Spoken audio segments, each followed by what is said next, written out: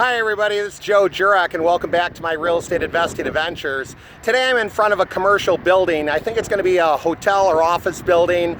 Looks like it's coming along pretty steadily. But what do I want to tell you? How does this relate to your real estate adventure? You need to stick with what you know.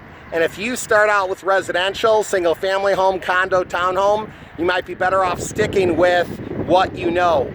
It's when you get into things that you don't know, that's when those things can cost you money and those things can cost you an opportunity. So what I want to tell you is you may not want to just jump right into head first some sort of commercial deal or commercial venture if you've only done residential. What I would tell you is do your homework.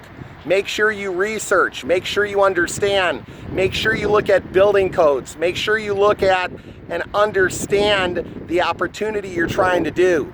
You may have been very successful thus far with residential real estate, but commercial can be a whole nother ballgame. So make sure you do your homework. Get out there, make it happen, make those dreams a reality, everyone. Take care, believe and achieve. Bye-bye.